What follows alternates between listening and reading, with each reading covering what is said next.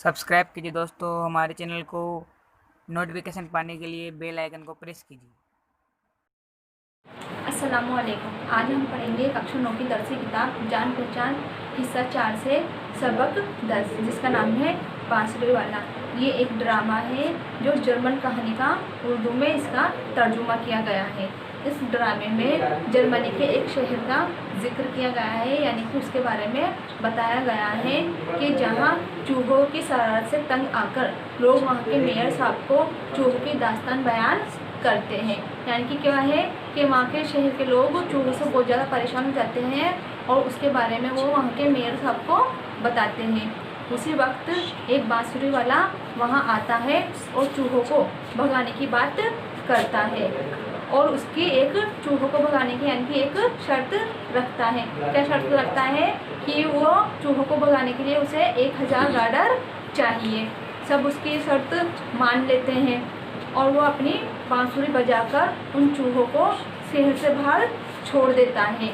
लेकिन जब वो अपनी रकम मांगता है, यानी कि अपने जो उसने है ना शर्त रखी थी, उस शर्त के हिसाब से जब वो अपनी गार्डर मांगता है तो मेयर अपने वादे से मुकर जाता है। मतलब वो मेयर उसे मना कर देता है। बांसुरी वाला उसे बहुत समझाता है कि वादा खिलाफी से उसे बहुत तकलीफ़ पहुंचेगी, मतलब उसे बहुत बड़ा नुकसान हो सकता है अगर उसने अपना वादा तोड़ा तो। पर मेयर नहीं समझता। बांसुरी वाला दोबारा बांसुरी बजाता है और शहर के सभी बच्चे उसके पीछे पीछे चल देते हैं और वो उन सभी बच्चों को एक गार में बंद कर देता है। सब रोते चीखते अपने अपने घर चले जाते हैं। फिर वो कहता है, भाइयों ये वादा पूरा करने का नतीजा है। तो अब हम इस सबक को शुरू करेंगे, जिसका नाम है बांसुरी वाला। इसके 3 पार्ट है, यानी कि 3 मंजर है, जिसमें हम पहला मंजर पढ़ते हैं। अब इसमें बताया गया है कि मकाम क्या है, यानी कि जगह कहाँ पर है। जर्मनी के हिमलन शहर के मेयर का कमरा। मेयर और चंद आदमी फिक्रमंद बैठे हुए हैं, यानी कि कमरे में मेयर और कुछ लोग वहाँ पर चिंता में बैठे हुए हैं। कुछ लोग आते हैं।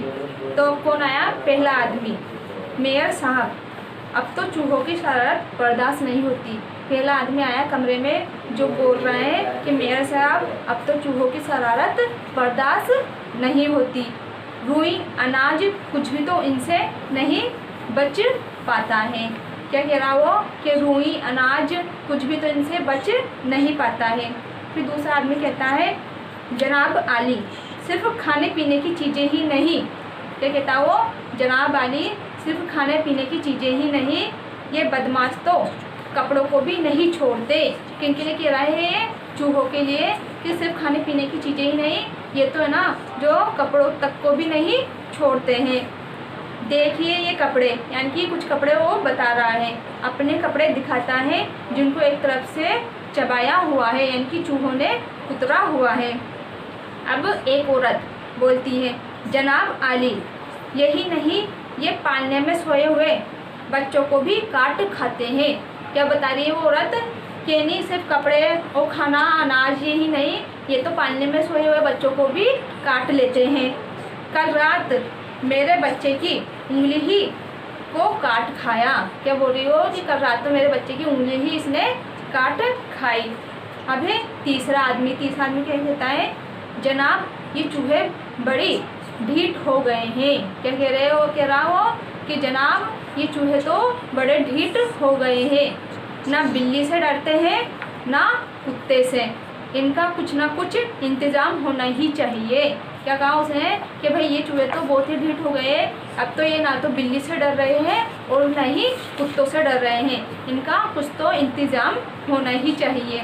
तो अब मेयर बोल रहा है, मेयर भाइयों अपनी तरफ से तो मैं बहुत कुछ कर रहा हूँ। क्या कहा उसने? कि भाइयों मैं अपनी तरफ से तो बहुत कोशिश कर रहा हूँ, अब आप लोग भी कोई तरकीब बताइए। तरकीब मतलब तरीका, उपाय कुछ बताइए। मैं आपकी पूरी मदद करूँगा, मतलब मैं आपकी पूरी सहायता करूँगा। मैंने तो अपनी तरफ से बहुत कोशिश करके देख ली है, अब आप भी मुझे कुछ उपाय बताइए, मैं आपकी पूरी मदद करूँगा। उसी वक्त बांसुरी की एक मीठी आवाज़ सुनाई देती है। तो उसी वक्त जब ये बातें कर रहे होते हैं तब उसी वक्त एक बांसुरी की मीठी आवाज़ सुनाई देती है। सब लोग उसे सुनने लगते हैं। बांसुरी की आवाज़ नज़दीक आती जाती है, यानी कि और भी करीब आती जाती है। रंग बिरंग का अजीब सा लिबास पहने एक आदमी कमरे में दाखिल होता है, मतलब कमरे के अंदर आता है। बांसुरी मेयर बोलते हैं बांसुरी वाले से, कौन हो तुम, क्या चाहते हो। उस बांसुरी वाले से मेयर के कहते हैं कि तुम कौन हो और क्या चाहते हो। फिर बांसुरी वाला कहता है, जनाब मुझे लोग बांसुरी वाला कहते हैं। क्या कहा उसने कि जनाब मुझे लोग बांसुरी वाला कहते हैं। दूसरे आदमियों की तरफ देखकर, यानी कि दूसरे आदमियों की तरफ देखकर उसने क्या कहा कि जनाब मुझे लोग बांसुरी वाला कहते हैं।